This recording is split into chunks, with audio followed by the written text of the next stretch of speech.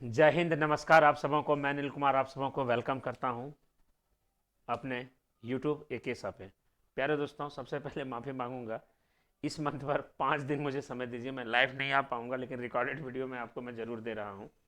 ठीक है। तो प्यारे दोस्तों, क्योंकि थोड़ा अभी समय की बॉन्डेड है, तो देखिए कभी भी मैं वीडियो को शूट कर ले रहा हूँ रात में, लेकिन मेरी कोशिश रहेगी कि एक दिन में आपको मैं नंबर सिस्टम जल्दी से जल्दी में कंप्लीट कराना है। हम लोग का टारगेट है 15 दिसंबर तक पूरा नंबर सिस्टम कंप्लीट कर लेना, और ये टारगेट है कि नवंबर तक जितना बेसिक है वो चीज़ कंप्लीट कर लेना। उसके बाद मैं 400 क्वेश्चन का आपको मैं प्रैक्टिस करा दूंगा, वो मैं लाइव कराऊंगा, टेंशन मत लीजिएगा, वो सुबह और शाम करा दूंगा। ठीक है। तो प्यारे दोस्तों, आप लोगों को मैं एक बात बताना चाहूँगा कि जो भी स्टूडेंट आप मुझे अनअकैडमी पे फॉलो करना चाहते हैं तो अनअकैडमी पे फॉलो कर सकते हैं। वहाँ पर भी लगभग 43-44 हज़ार स्टूडेंट हैं। वहाँ अनअकैडमी लर्निंग ऐप को डाउनलोड करना है और प्रोफाइल नेम में जाके अनिल कुमार शाह लिख देना है। AK शाह का पूरा नाम क्या है वहाँ पे? अनिल कुमार शाह। ठीक है। और एक सही बात मैं बताना चाहूँगा, सबसे इंपॉर्टेंट बात मैं दोस्तों को बताना चाहूँगा। देखिए, संडे को ज़बरदस्त वहाँ पर अनअकैडमी पे टेस्ट है। ठीक है।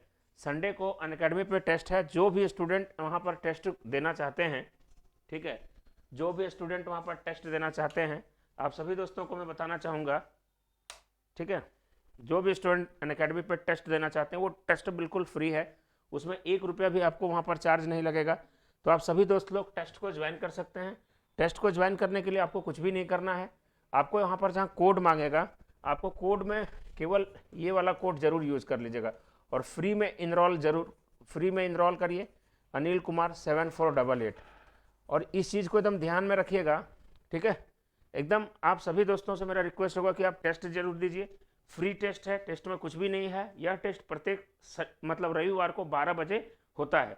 ठीक है। इस टेस्ट की पूरी मैं आपको खासियत बता दे रहा हूँ। और जो भी स्टूडेंट अभी अनअकैडमी पे इनरोल करना चाहते हैं, तभी नई बैच चल रहा है, 1 दिसंबर से नई बैच स्टार्ट होगा। लेकिन मैं सबसे अधिक डिस्कशन करने जा रहा हूँ इस चीज़ के बारे में, SSC combat GD specials. 40 question होते हैं, और 40 क्वेश्चन आपको 50 मिनट में देने होते हैं। ठीक है। 40 क्वेश्चन 50 मिनट में देने होते हैं। यहाँ पर क्या है, 28 नवंबर को यह होगा, और 28 नवंबर को कितने बजे? 12 बजे होगा। ठीक है। आप यहाँ पर क्या कर सकते हैं, जो स्टूडेंट 1 से लेके 3 तक आएंगे उनको 100% स्कॉलरशिप मिलेगा। जो 4 से 10 तक जाएंगे उनको 75%, जो 11 से 50 जाएंगे उसको 50%, जो 51 से 500 जाएंगे उसको 25%, और जो 501 से लेके इतना तक जाएंगे तो ये आपको मिलेगा। दोस्तों, मैं आप सभी बच्चे को मैं बताना चाहूँगा, जो भी स्टूडेंट इंटरेस्ट है आप इसको इनरोल कर लीजिए। और एकदम बिल्कुल इनरोल करने के जगह पे आपको इनरोल यहाँ पे कर सकते हैं। कोड वही मांगेगा, तो कोड आप मेरा वाला यूज़ कर लीजिएगा, अनिल कुमार 7488। ठीक है। तो सभी बच्चे लोग मैं चाहूँगा कि आप लोग इनरोल करें। बाकी जिनको सब्सक्रिप्शंस लेना है वो भी हमारे ले सकते हैं, बस 10% डिस्काउंट के लिए आप कोड हमारा यूज़ कर लीजिएगा, अनिल कुमार 7488। चलिए हम लोग अपने मुद्दे पे चलते हैं, हम लोग क्वेश्चंस पे। ठीक है। 1 मिनट, थोड़ा मैं पेज बना लेता हूँ।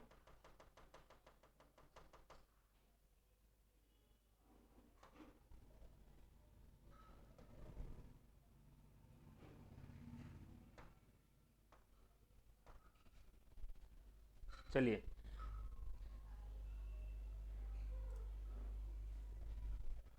अब ध्यान से देखिएगा और ध्यान से समझिएगा दोस्तों। ठीक है।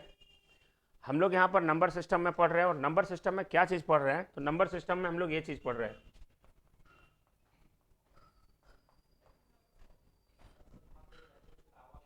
ठीक है।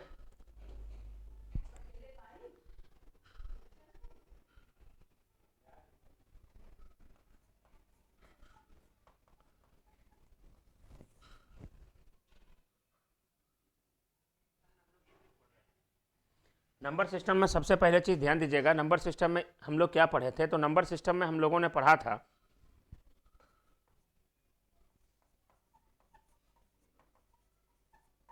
टू फाइंड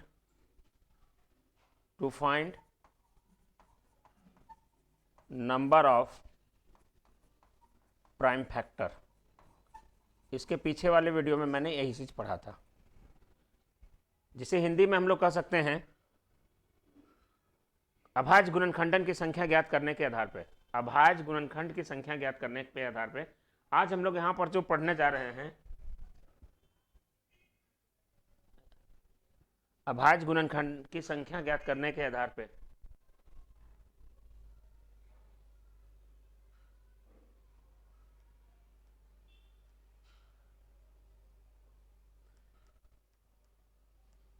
आज हम लोग यहाँ पर आगे डिस्कस करेंगे,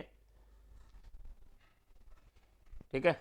इसको मैं यहाँ पर इरेज करता हूँ। अब आगे हम लोग आज यहाँ पर डिस्कस करेंगे टू फाइंड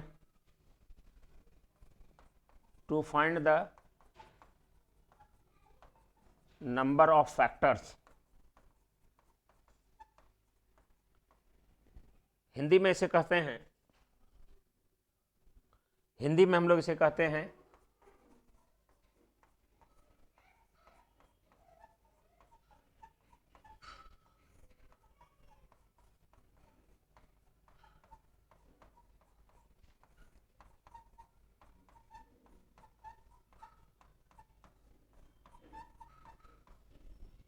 कुल भाजकों की संख्या ज्ञात करने के आधार पर।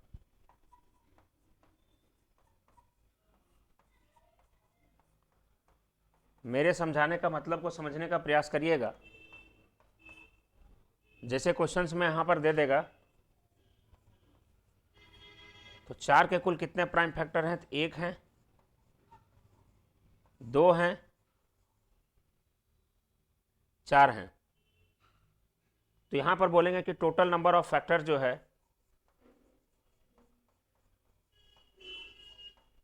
टोटल नंबर ऑफ फैक्टर जो है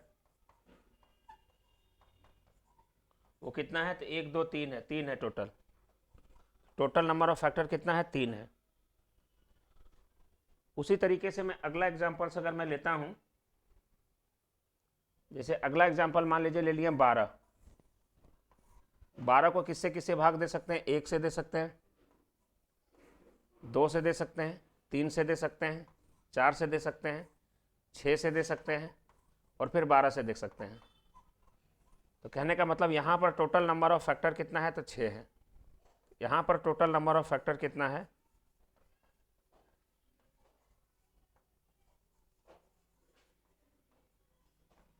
तो यहाँ पर देखिए 3 3 6 है। अभी मैं एक लाइन में सिखाऊंगा, ध्यान रखना है।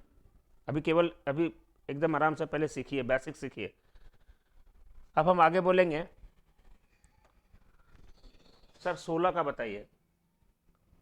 क्वेश्चन अगर 16 का पूछ देगा तो 16 का कितने फैक्टर हैं, तो आप बोलेंगे 16 1 से विभाजित होता है, 2 से होता है, 4 से होता है, 8 से होता है, 16 से होता है। तो टोटल यहाँ पर जो नंबर ऑफ फैक्टर है,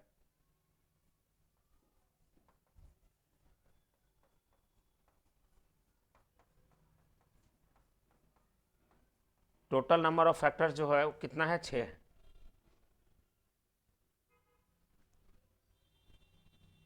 ठीक है, टोटल नंबर ऑफ फैक्टर जो है वो कितना है, 6 है।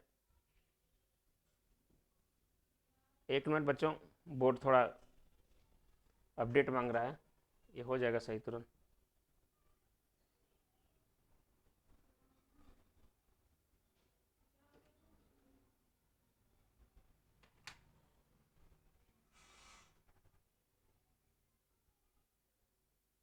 हेलो,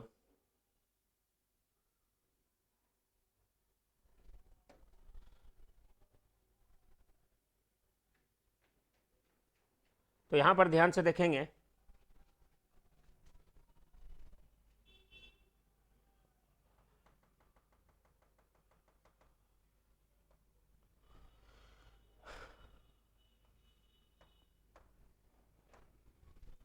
तो जैसे अभी इसके पहले मैंने आप लोगों को बताया यहाँ पे, ठीक है। जैसे अभी आपने जानकारी लिया कि सर 12 अगर यहाँ पर है,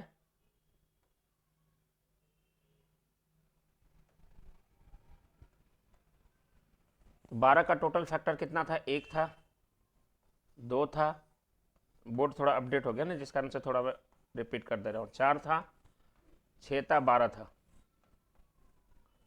टोटल नंबर ऑफ फैक्टर कितना था, तो टोटल नंबर ऑफ फैक्टर 6 था।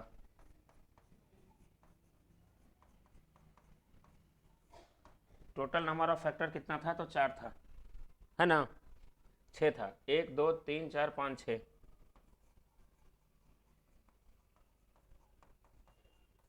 6 था।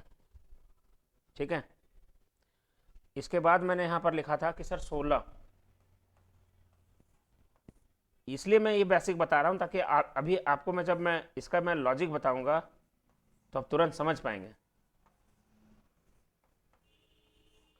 यहां पर टोटल नंबर ऑफ फैक्टर कितना हो जाएगा,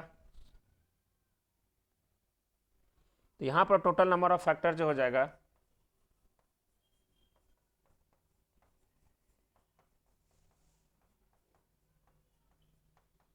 एक दो तीन, तीन चार, एक पाँच।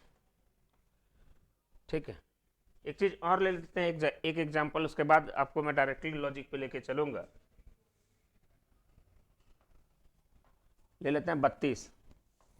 32 का फैक्टर जानना है तो एक होगा, 2 से भागा लगता है, 4 से लगता है, 8 से लगता है, 16 से लगता है और 32 से लगता है। इसके फैक्टर कितने हैं, 1 2 3 4 5 6। तो यहां पर लिखेंगे ये टोटल नंबर ऑफ फैक्टर्स अगर हो जाएगा, ये टोटल नंबर ऑफ फैक्टर हो जाएगा यहां पे 3 3 6। अब आपको मैं नोट बताने वाला हूं, अब इस चीज को नोट करके लिखिएगा, अब इस चीज को नोट करके लिखिएगा।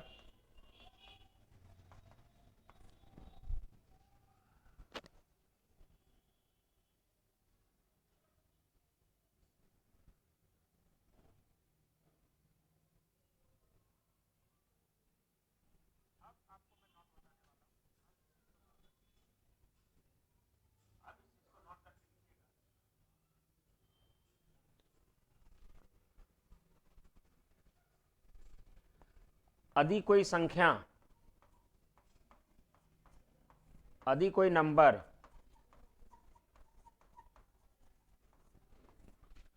इस तरीके से लिखा गया है, x to the power a, y to the power b और z to the power c।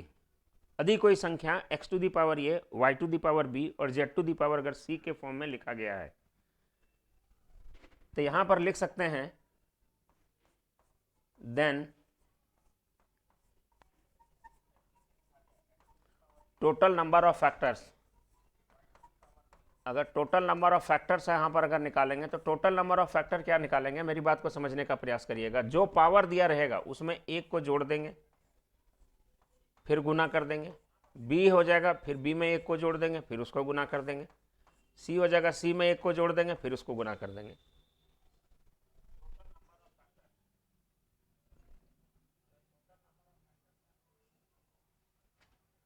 यहां तक क्लियर हो गया। अब मैं पीछे जाऊंगा, फिर ये जरूर नोट करके लिखिएगा। अब हम पीछे जाएंगे, हम बोलेंगे कि 32 को हम कैसे लिख सकते हैं, तो आप बोलेंगे सर 32 को हम लिख सकते हैं 2 का पावर 5। 32 को लिख सकते हैं हम लोग 2 का पावर 5। अब बोलेंगे कि टोटल नंबर ऑफ फैक्टर यहां पर हो जाएगा, पावर में यहां पर क्या है 5 है, तो टोटल नंबर ऑफ फैक्टर जो हो जाएगा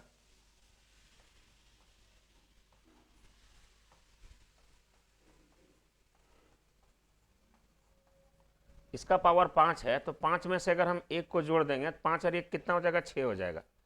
तो हमारा आंसर आ जाएगा 6। अब देखिए ये वाला पार्ट और ये वाला पार्ट, दोनों पार्ट आपस में क्या है, बराबर है। दोनों पार्ट आपस में क्या है, बराबर है। ठीक है, अब बोलेंगे आगे जाइए, ये चीज क्लियर हो गया।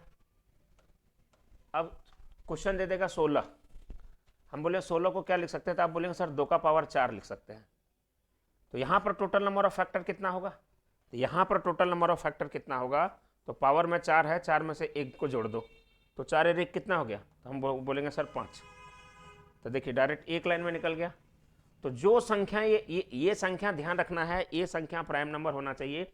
ये नहीं कि 16 है तो 16 को हम लिख सकते हैं 4 का स्क्वायर। आप बोलेंगे सर 4 का स्क्वायर भी तो लिख सकते हैं, तो यहाँ पर टोटल नंबर ऑफ फैक्टर 2 + 1 हो जाएगा। आपका सोचना गलत है। यह संख्या जो होनी चाहिए, यहां पर नोट करके लिख लीजिएगा आप लोग, नोट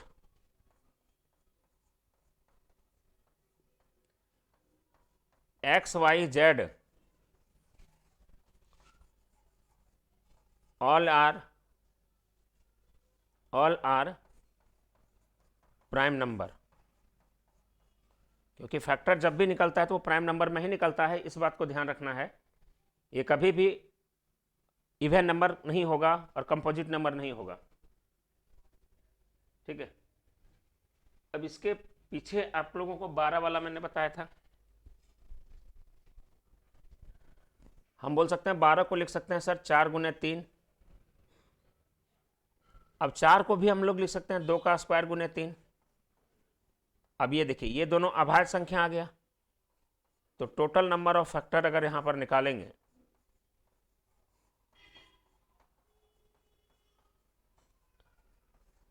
अगर ये टोटल नंबर ऑफ फैक्टर निकालेंगे, यहां पर पावर 2 है, 2 में से 1 को प्लस कर दीजिए और फिर गुना कर दीजिए। 3 का पावर 1 है, 1 में से 1 को प्लस कर दीजिए। 2 में 1 को प्लस करेंगे तो हो जाएगा हमारा 3, और 1 में 1 को जोड़ेंगे तो हो जाएगा 2। 3 और 2 कितना हो गया? 6। आप इस चीज़ को देखिएगा कि टोटल नंबर ऑफ फैक्टर यहाँ पर जो है वो कितना है? 6 ही है। ठीक है, टोटल नंबर ऑफ फैक्टर यहाँ पर कितना है? तो बोलेंगे सर 6 ही है। ठीक है,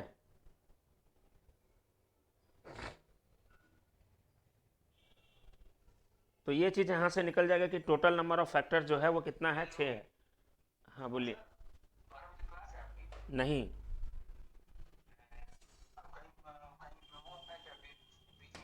क्लास ले रहा हूँ मैं, क्लास में हूँ। टोटल नंबर ऑफ फैक्टर कितना हो? नहीं, हाँ, सीट निकलवा दीजिएगा। सुनिए ना, रेशियो वाला हम खाली रहते तो आ जाते, मतलब शर्मा जी मैं कभी इग्नोर नहीं करता हूँ, मेरा दिन भर क्लास है, क्लास में बात कर रहा हूँ आपसे। टोटल नंबर ऑफ फैक्टर हो गया 3 गुने 2 इज इक्वल टू 6। अब यहाँ पर ध्यान देंगे, ये क्वेश्चन यहाँ पर 12 वाला ये कंप्लीट हो गया, 16 वाला बता दिया, 32 वाला बता दिया। अब यहाँ से ध्यान से समझना है, ठीक है, 16 वाला बता दिया। कोई भी अगर यहाँ पर नंबर है, ठीक है, कोई भी अगर नंबर है, मैं बोलूँगा कि यार ये 24 है, तो 24 को, अब बोलेंगे सर 24 को कैसे लिख सकते हैं? तो 6 गुना 4 भी लिख सकते हैं। कई तरीके से आप बोल सकते हैं कि सर 6 गुना 4 भी लिख सकते हैं इसको। 6 को क्या लिख सकते हैं? तो 2 गुना 3 लिख सकते हैं। 4 को क्या लिख सकते हैं? 2 का स्क्वायर लिख सकते हैं। तो कहने का मतलब 2 का पावर 3 हो गया और यहाँ पर 3 का पावर 1 हो गया। अब बोलेंगे टोटल नंबर ऑफ फैक्टर निकालिए, क्या होगा? टोटल नंबर ऑफ फैक्टर,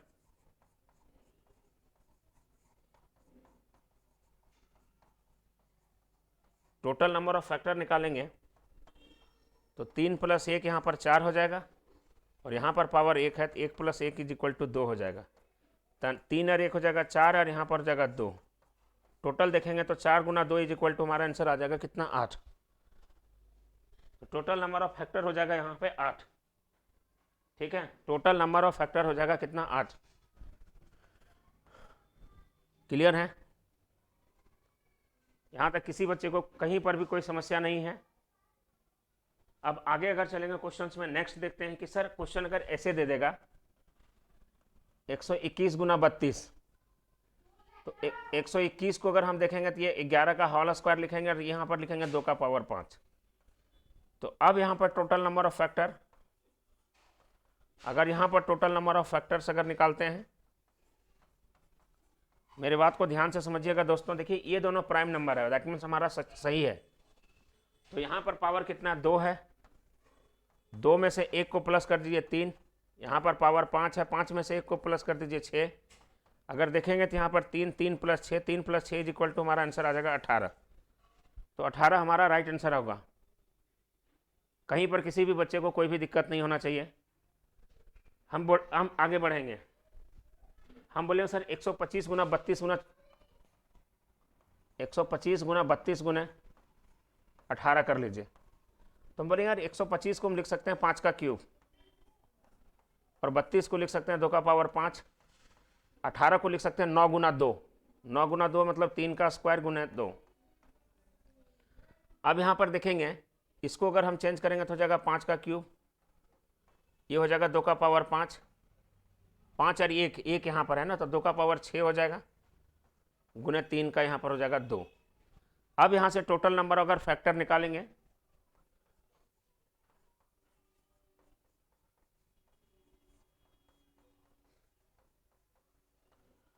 अब यहाँ से टोटल नंबर ऑफ फैक्टर निकालेंगे तो यहाँ पर पावर है 3, 3 में 1 को जोड़ेंगे तो 4 हो जाएगा,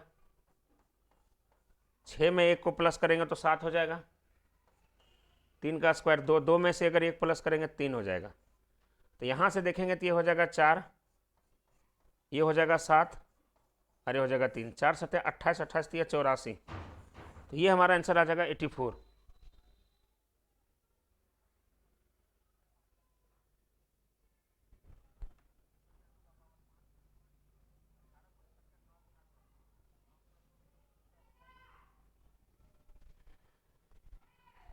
तो यहाँ पर किसी बच्चे को कोई दिक्कत नहीं है। अब आगे हम लोग यहाँ पर ध्यान से देखेंगे कि सर अगर ये क्वेश्चन, सबसे बड़ी चीज़ है कि ये चीज़ निकालना, इसको इस फॉर्म में निकाल देना और इस फॉर्म में लिख देना और लिखने के बाद उसको आराम से सॉल्व कर देना। तो टोटल नंबर ऑफ फैक्टर यहाँ से ये निकाल सकते हैं हम लोग। चलिए अब आगे डिस्कस करेंगे दोस्तों, ध्यान से देखिएगा नेक्स्ट क्वेश्चन। नेक्स्ट क्वेश्चन क्या होगा इसके ऊपर हम लोग ध्यान से देखेंगे।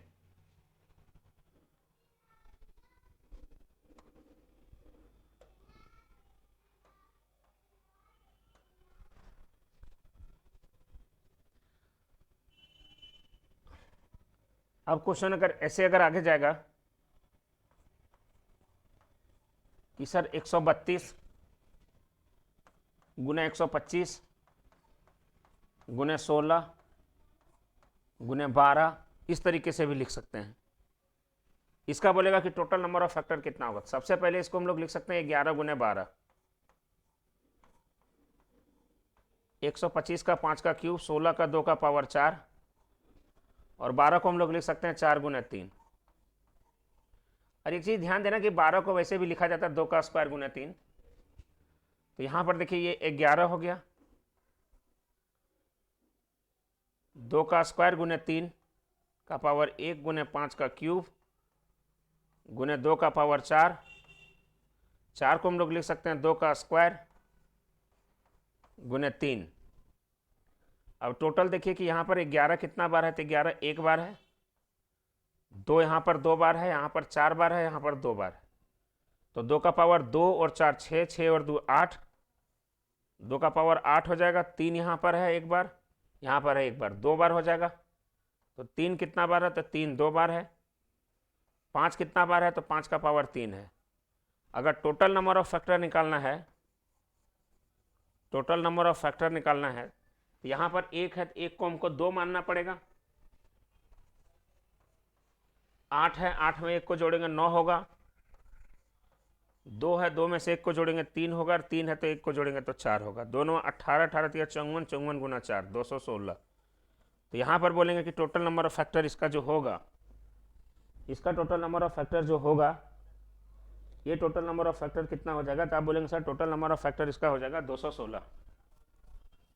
इसका टोटल नंबर ऑफ फैक्टर कितना हो जाएगा, तो आप बोलेंगे सर कितना हो जाएगा 216। तो 216 आपका राइट आंसर है।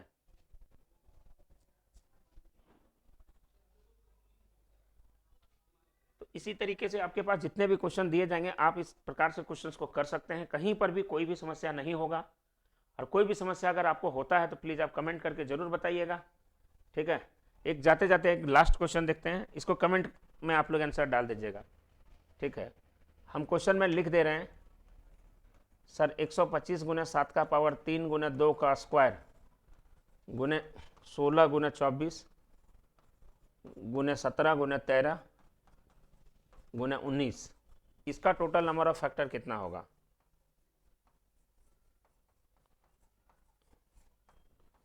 इसका टोटल नंबर ऑफ फैक्टर्स आपका कितना होगा, आपको ये चीज़ आप कमेंट करके बताना है, ठीक है। तब तक के लिए जय हिंद, नमस्कार।